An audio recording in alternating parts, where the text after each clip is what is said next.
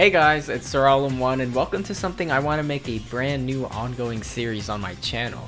A series where I give out tips and tricks on how to be a better player at a game in a very general way, and that just means to be more knowledgeable, know what options are the best to take, and how to react to situations in a way that gives you the best benefits. And what a better way to start than with the first game in my favorite series, Kingdom Hearts. Besides, Kingdom Hearts 1 doesn't really get that much love these days, and I want to share some stuff about playing the game that contribute to my adoration for it. Some of these things may be obvious, some not so obvious, but they all aim to be helpful to your player experience. So here we are guys, welcome to the start of something new, how to be better at Kingdom Hearts.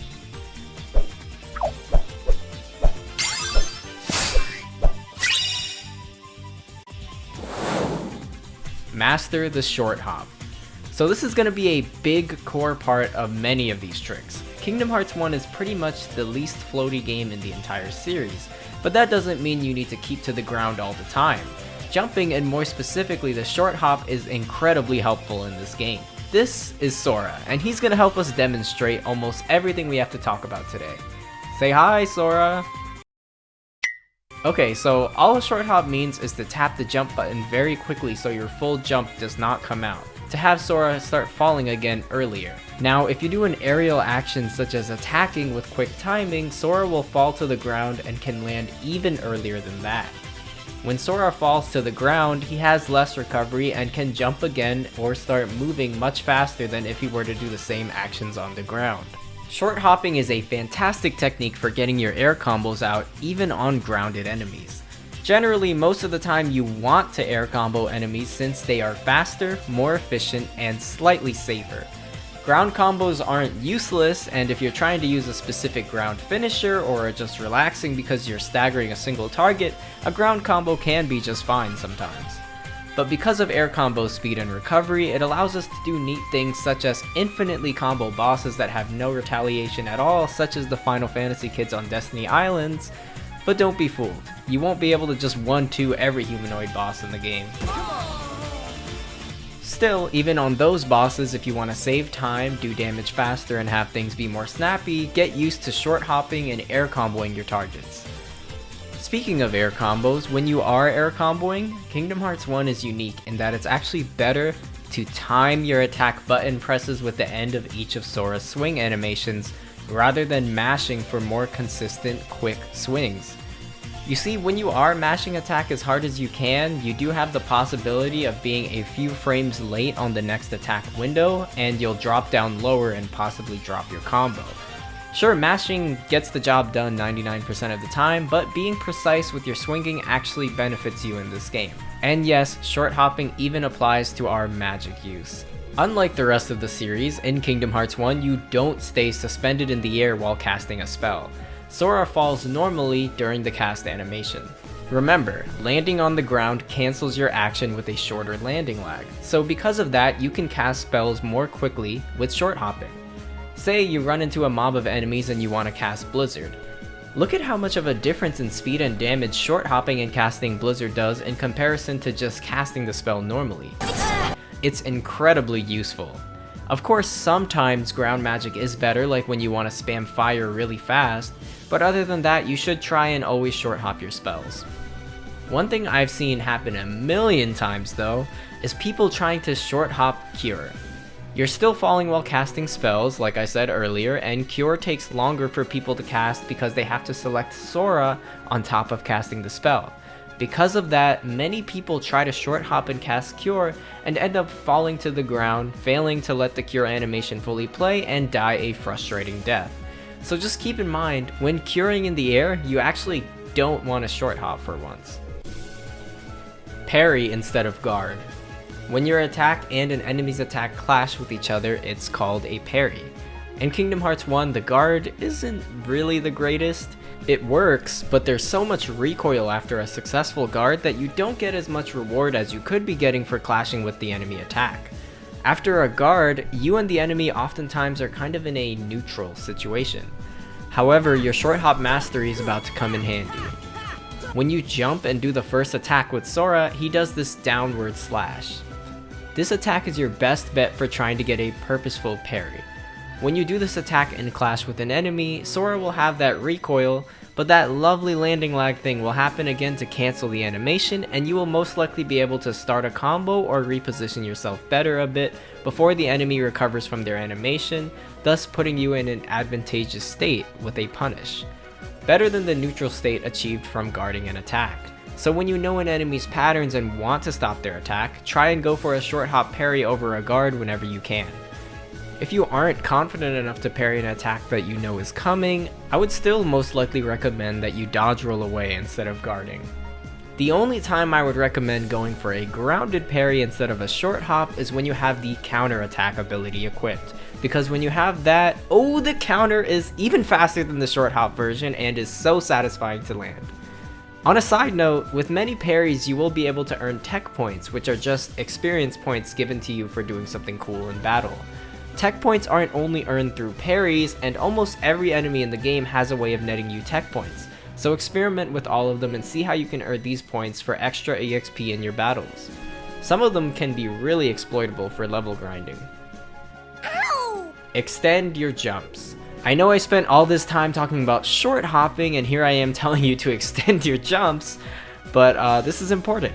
A lot of people playing Kingdom Hearts 1 like to say that platforming is bad, it's too punishing, whatever. I personally would disagree, but I also see that many players don't even maximize their jumps. And I don't blame them for that, because most people at first wouldn't think to do this. But it's very helpful, and I would say it even makes platforming a lot of fun in Kingdom Hearts 1, especially in those early game segments.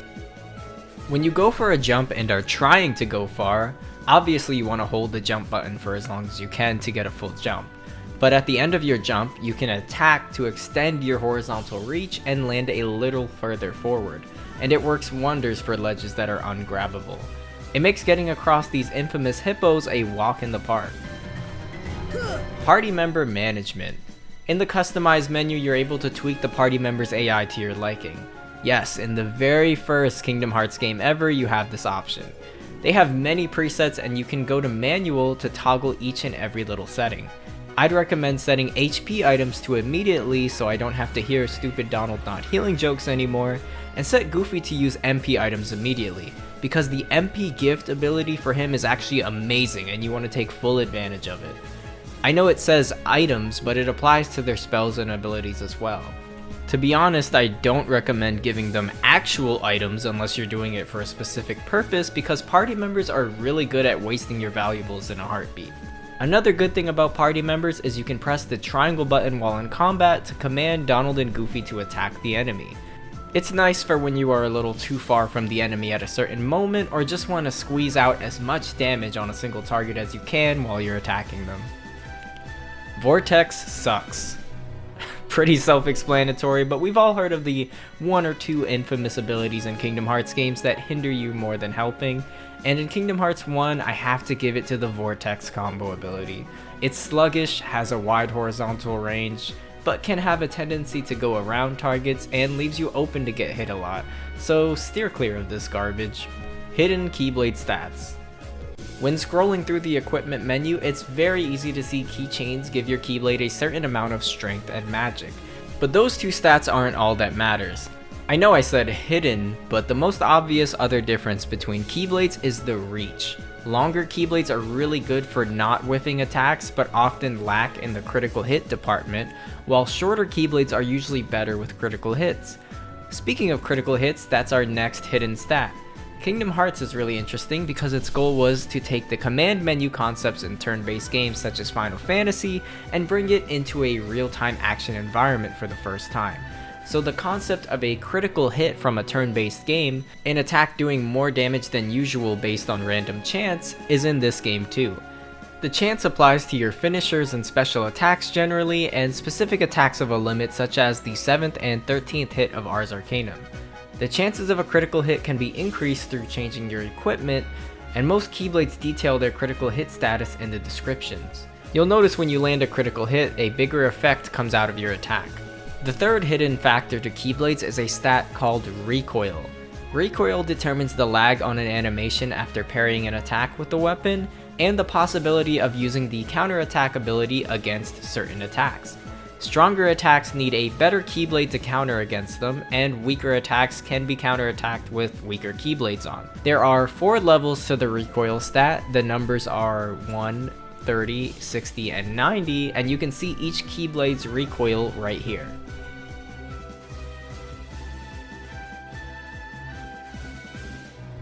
High level magic. I know in this MP economy asking for 2 MP to use a spell can be a bit much, but the stop spell is super excellent.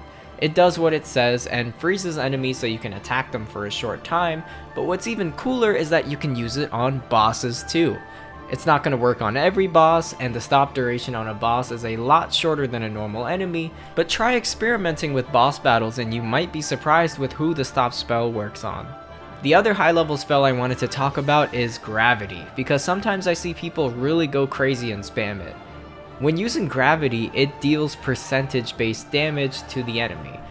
So if you're fighting normal enemies, you want to cast it once or twice on a single target to shred most of their HP and then finish them with a basic attack, or another spell so that you don't end up wasting some of your MP with unnecessary Gravity spells. But don't be fooled by my anti-spam stance for Gravity. If you're fighting a boss type of enemy that's weak to Gravity, get him! I don't care, get him! Spam away. And since these are considered magic as well, summons are very useful and often overlooked by the average player. Simba is great for nuking large crowds, Tinkerbell continually heals you and gives you a revive, Genie uses a bunch of your magic spells really fast, Mushu is excellent for single targets, Dumbo's good for invincibility frames, and Bambi Bambi plays his own game and throws you a birthday party, increasing the drops of everything and gives higher chances of special items. Limits. Over the course of this game, you get 5 special abilities that are classified as limits: Sonic Blade, Strike Raid, Ars Arcanum, Ragnarok, and Trinity Limit. These can be activated when certain range conditions are fulfilled mid-battle and activated with the triangle button if you're playing on the HD version. Basically, it's pretty simple. These do big damage and give you lots of iframes, in some cases iframes throughout the entire limit. Try using them when you're in a tough spot. Just be mindful that Trinity Limit takes all of your MP no matter how much you have. Sorry, it's just accidentally activating that one can be super annoying. Damage storage. And here's our last topic, but it's a super fun one. This one applies to Proud Mode only. Damage storage is a name given to a certain exploit that was found with the new EXP0 ability added in the HD version of Kingdom Hearts Final Mix. This new EXP0 ability was designed to make level 1 doable in Kingdom Hearts 1, and we all know Kingdom Hearts 1 was not originally designed for level 1 at all. So this ability has some hidden properties programmed into it on top of just turning off EXP, such as giving you once more and second chance. If they did nothing and just had you be level 1, you would probably always do god-awful chip damage. What 0 EXP does is it gives you a damage multiplier if you land the finisher of your combo. This means whenever you do the finisher with 0 EXP equipped, you have a damage boost, giving you a minimum amount of damage that's pretty good on that hit. Because of this programming, the game always keeps the classification of the last hit you landed with your Keyblade in memory while in a battle. How do we use this to our advantage? Well, we can turn on EXP0 even if we're not on a level 1 file to make use of this damage boost. While in battle, we need to land a finisher first so the game has the damage boost applied. The second you land a normal attack again, the multiplier is turned off. But if our last hit was our finisher, now we can use a magic spell or a summon or something and still get that massive damage boost applied to the new attack. Now I'll show an example with Mushu's attacks. In this first example, damage storage is not applied and Mushu is just doing normal damage.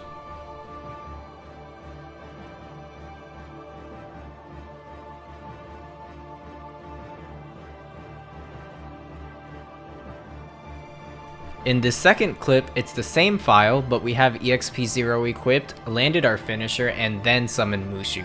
Just look at the difference in damage. Ansem is getting destroyed!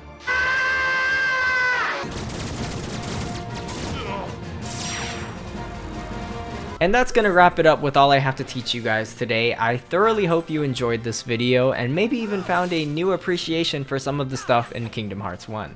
Let me know if you like this and want to see this type of video for the other Kingdom Hearts games or games in general. I've been SirAlum1, and until the next one, I'll catch you guys later. Thanks for watching. That's the power of the Keyblade!